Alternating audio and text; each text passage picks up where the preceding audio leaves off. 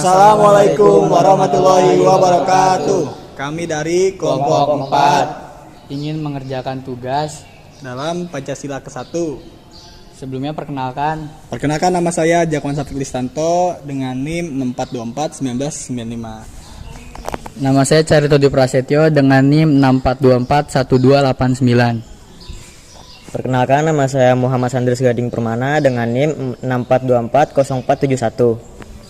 Perkenalkan, nama saya Rahmat Nur Ramadan dengan NIM 64240135. Perkenalkan, nama saya Irfan Yadi Rahmanu dengan NIM 64241767. Jadi di sini kami ingin membuat video edukasi mengenai tentang penilaian Pancasila yang ke-1.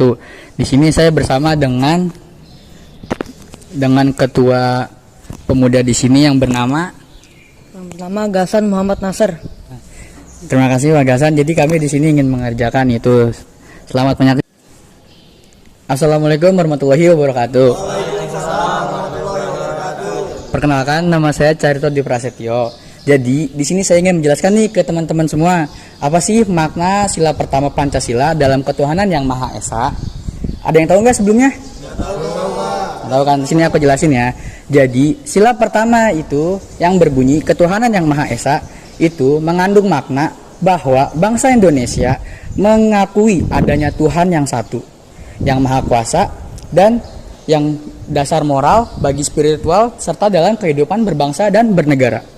Dalam pengakuan ini tidak terbatas pada satu agama tertentu, tetapi mencakup adanya keyakinan terhadap Tuhan sesuai dengan ajaran agamanya masing-masing. Negara Indonesia bukan negara agama, tetapi berlandaskan pada prinsip ketuhanan yang universal, di mana semua agama dihormati. Sila ini juga menegaskan bahwa setiap orang di Indonesia memiliki hak yang sama untuk menjalankan ibadahnya dan keyakinan agamanya tanpa adanya diskriminasi. Assalamualaikum warahmatullahi wabarakatuh. Perkenalkan, nama saya Irfan Yadi Rahmanu. Ya, hari ini saya akan menjelaskan bagaimana bentuk pengalaman sila pertama dalam kehidupan sehari-hari. Paling tahu gak nih? Nggak tahu kan? Nih, saya jelasin ya. Pengalaman sila pertama dapat diwujudkan dalam mencerminkan kepercayaan dan penghormatan terhadap Tuhan dan keyakinan orang lain. Contohnya, menjalankan ibadah sesuai dengan ajaran masing-masing dengan penuh kesabaran dan tanggung jawab tanpa memaksakan keyakinan pribadi kepada orang lain. Yang kedua, menghormati perbedaan keyakinan dan kepercayaan orang lain dengan tidak mencela atau mendiskriminasikan agama lain. Yang ketiga, menjaga toleransi dengan ikut merayakan atau menghormati hari-hari besar agama lain dan tidak melakukan tindakan yang bisa merusak kerukunan antar umat agama. Yang ketiga, berperilaku jujur, adil dan menghargai sesama manusia sebagai bentuk pengabdian kepada Tuhan yang Maha Esa sesuai dengan ajaran agama yang dianut. Selanjutnya, menolak tindakan kekerasan dan intoleransi yang dilakukan atas nama agama karena hal ini bertentangan dengan nilai-nilai berkemanusiaan dan ajaran agama itu sendiri. Mengapa toleransi antar umat beragama penting dalam pengalaman sila pertama? Jawabannya, toleransi antar umat beragama adalah salah satu wujud nyata dari pengalaman sila pertama. Assalamualaikum warahmatullahi wabarakatuh. Perkenalkan, nama saya Rahmat Nur Ramadan. Adik-adik tahu nih mengapa toleransi antar umat beragama penting dalam pengalaman sila pertama? Jadi begini, toleransi antar umat beragama adalah salah satu wujud nyata dari pengalaman sila pertama. Dalam masyarakat Indonesia yang beragam dengan banyak agama, suku, dan budaya, toleransi berperan penting untuk menjaga perdamaian dan harmoni. Tanpa toleransi, perbedaan keyakinan bisa menjadi sumber konflik dan perpecahan. Menghormati keyakinan agama orang lain berarti memahami bahwa setiap orang berhak beribadah dan meyakini agamanya tanpa tekanan dari pihak lain. Gitu adik-adik. Nah, toleransi juga berarti sikap terbuka terhadap dialog antar agama dan berupaya menemukan persamaan, bukan memperbesar perbedaan dengan adanya toleransi. Kita bisa menciptakan lingkungan yang damai, saling menghargai dan harmonis sesuai dengan cita-cita bangsa Indonesia. Assalamualaikum warahmatullahi wabarakatuh. Oke, di sini teman-teman, nama saya Jakwan Safik Listanto, biasa dipanggil Safik. Oke, kakak akan menjelaskan apa peran negara dalam mewujudkan pengalaman Pancasila pertama. Oke, Ada yang tahu nggak di sini tuh perannya? Oke, kakak jelasin ya. Nah, negara memiliki peran penting dalam memastikan nilai-nilai ketuhanan yang Maha Esa terwujud dalam kehidupan masyarakat. Peran negara dalam pengalaman Pancasila pertama. Nah, ada lagi nih poinnya, antara lain menjamin kebebasan beragama dan beribadah bagi seluruh rakyat Indonesia. Nah, jadi kita tuh harus saling menghargai dalam beragama masing-masing. Terus ada lagi menyediakan ruang bagi dialog antar agama dan membina kerukunan antar umat beragama melalui berbagai kebijakan dan program yang mempromosikan.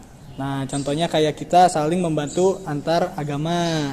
Nah, terus di sini ada poin lagi, melindungi minoritas agama dan memastikan bahwa tidak ada diskriminasi berdasarkan agama. Nah, untuk adik-adik di sini, kakak akan ini jangan ada yang saling mengejek-ngejek antar agama. Ya.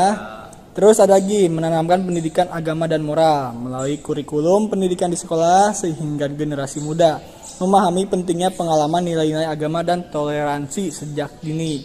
Jadi adik-adik di sini harus saling menghargai dari kecil. Nanti kalau udah besarnya jadi akan lebih ini lagi ya.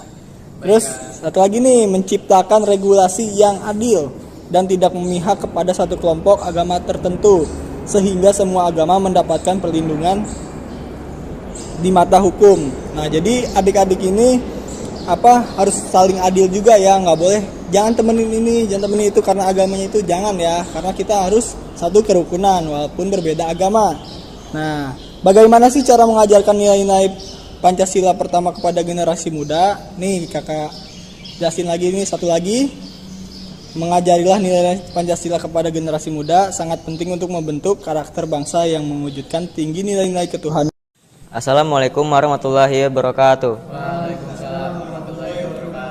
Perkenalkan, nama saya Muhammad Andres Gading Permana. Bagaimana sih cara mengajarkan nilai-nilai sila pertama pada generasi muda? Ada yang tahu? Nah, jadi mengajarkan nilai-nilai Pancasila pertama kepada generasi muda sangat penting untuk membentuk karakter bangsa yang menjunjung tinggi nilai-nilai kebutuhan yang Maha Esa dan toleransi antar umat beragama. Yang kedua, melalui pendidikan agama di sekolah dan keluarga, di mana anak-anak diajarkan tentang pentingnya keimanan, tanggung jawab, dan beribadah, serta bagaimana menghormati orang lain yang memiliki keyakinan berbeda. Yang ketiga, memberikan keteladanan dari orang tua dan masyarakat, karena nilai-nilai moral dan religius lebih mudah diserap anak melalui contoh langsung. Yang keempat, mengadakan kegiatan lintas agama seperti dialog atau kejunjungan ke tempat ibadah agama lain, sehingga anak-anak terbiasa dengan keberagaman dan tidak merasa asing atau curiga dengan keyakinan yang berbeda dari mereka. Yang kelima, mengajarkan pentingnya saling membantu tanpa memandang latar belakang agama.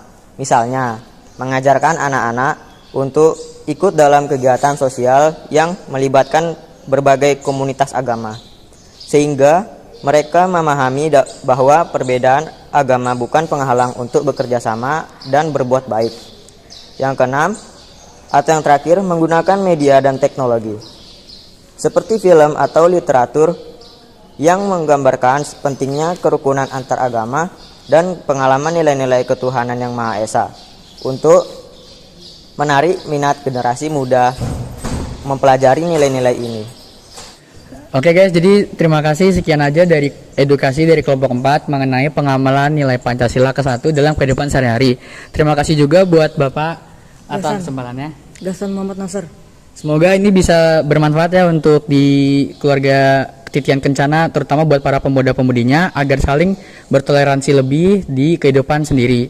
Makasih semua. Assalamualaikum Assalamualaikum warahmatullahi wabarakatuh.